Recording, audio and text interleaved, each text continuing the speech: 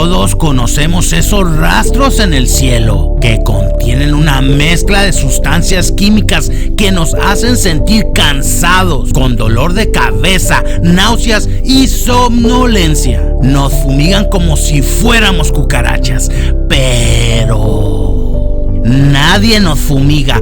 Veamos los hechos. Todo inicia con un reporte que examina las capacidades y tecnologías necesarias para que los Estados Unidos mantengan el control del espacio aéreo en el futuro.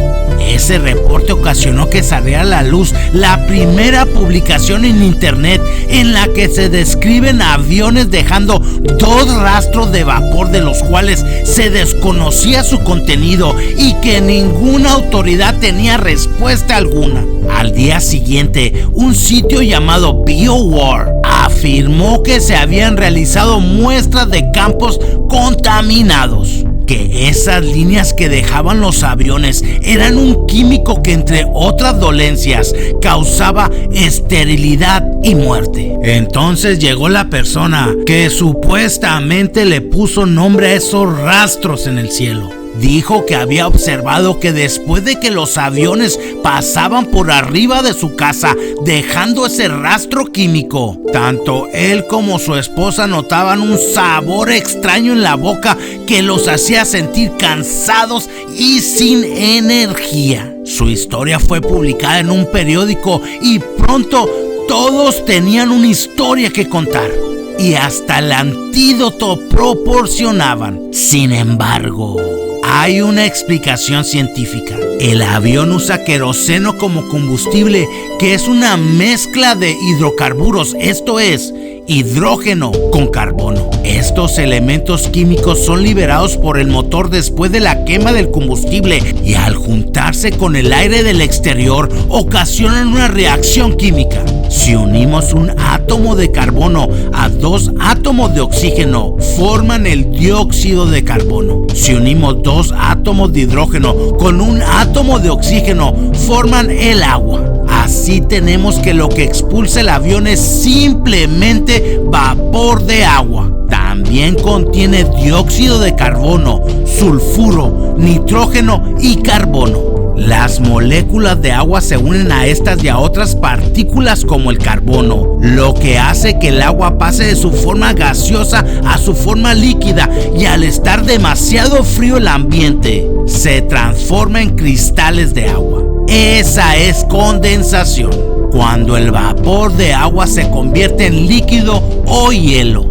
Básicamente se forma una nube, especialmente cuando hay humedad y contraste en la temperatura. Tenemos entonces que no son chemtrails, sino estelas de condensación, mismas que pueden ser cortas, largas o discontinuas. En el aire existen capas húmedas y secas, lo cual se comprueba con el lanzamiento de un cohete. A medida que asciende, no deja estela de vapor hasta que golpea una capa de aire húmedo. Luego sale al aire seco nuevamente y otra vez no deja estela, lo que ocasiona que un avión pueda dejar estela que es interrumpida y luego otra vez visible. Así también podemos ver una brecha entre el escape del motor y la estela. Ese tramo representa el tiempo que tardó en formarse el hielo a partir de la mezcla del escape caliente y el aire ambiente frío, produciendo el mismo efecto que una cafetera. Así también el sol hace que la brecha parezca corta, mientras que la sombra hace ver la brecha más larga, aunque ambas estelas son iguales. También podemos ver a un avión reabasteciéndose de gasolina y los dos tienen estela. Cuando el avión es reabastecido, uno de ellos corta el acelerador para separarse y deja de tener estela. Puedes constatar tú mismo lo anterior. Basta con expulsar nuestro aliento en un día frío y húmedo. El aire sale caliente y muy húmedo de nuestros pulmones y al enfriarse se condensa formando el conocido vaho. Puede haber humo negro, tampoco son químicos. es algo similar a lo que pasa con nuestros automóviles. Sin olvidar que el avión en determinadas circunstancias arroja el combustible y eso sí se puede considerar como nube tóxica. Raramente realizado solamente cuando se reduce el peso del avión antes de efectuar un aterrizaje forzoso. Hay otro tipo de chemtrails que se forman a baja altura. Son unos torbellinos llamados vórtice de punta de ala. También se pueden formar en los spoilers, en los slats y hasta en el motor. No son provocados por el escape del avión, sino por la aerodinámica.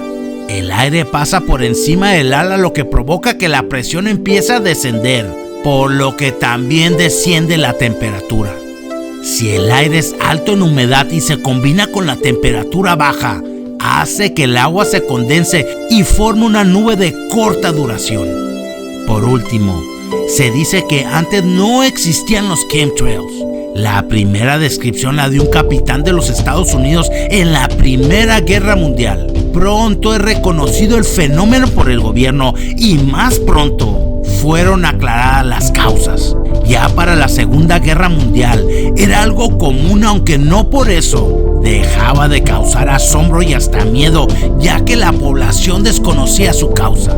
El chemtrail era preocupación del gobierno, ya que los aviones podían esquivar el radar, pero no podían evitar dejar la estela, lo cual se solucionó paradójicamente al hacer que el avión soltara un químico para evitar la formación de esa estela. Ya para cuando llegaron los vuelos comerciales pasó a ser algo cotidiano. Al día de hoy son más usuales por dos razones. Los aviones vuelan más alto donde la temperatura es más helada y sobre todo al cambio de motor. Los aviones se impulsaban por turborreactores que absorben el aire que tienen enfrente y una serie de hélices lo comprime mientras entra en la cámara de combustión, donde es calentado saliendo despedido con muchísima más presión de la que entraba. Entonces se le puso un ventilador y se le llamó turbofán, con la diferencia que el aire absorbido no pasa en su totalidad por la turbina. Eso tiene como resultado que gaste menos combustible, reducir el ruido del avión y debido a que el aire que circula dentro de la turbina pero fuera del motor, el aire es expulsado a mayor temperatura. Aquí vemos una foto que nos muestra a un avión con turbofán y a otro con turborreactor. También existen los G-Trails, son lo contrario. Existen ya que el escape caliente del motor del avión hace que las gotas de nube existentes sencillamente se evaporen. Por otra parte, se presentan como evidencia algunas fotografías de barriles instalados en el espacio para pasajeros. Esos barriles se llenan con agua que se pueden bombear de barril a barril con el fin de probar diferentes centros de gravedad mientras la aeronave se encuentra en vuelo. También tenemos la fotografía del interruptor en el tablero del avión. No es más que Photoshop. Podemos verlo en la forma y tamaño de las letras, aparte de que se saben las descripciones verdaderas de ese tablero. También se habla de coloración en las nubes. Es el mismo fenómeno que se produce cuando la luz del sol pasa por las gotas de la lluvia y se forma el arco iris. Y esas son las evidencias que se presentan, ya que no hay análisis clínicos, constancia de fallecidos, los síntomas de las enfermedades que provoca, el número de enfermos, testimonios de pilotos. Bueno, ni siquiera se sabe el objetivo que se persigue. Dejando a un lado la fantasía, eso de tener un sistema de dispersión de tóxicos mediante aviones en todo el mundo es algo absurdo. Y nos lo demuestran los verdaderos chemtrails. Utilizamos insecticidas en los campos de cultivo y por una razón obvia se lanzan lo más cerca posible, para que el químico no se disipe y caiga en otros lugares. También vemos que cuando van a apagar un incendio, no arrojan los químicos a miles de metros de distancia. Por las mismas razones.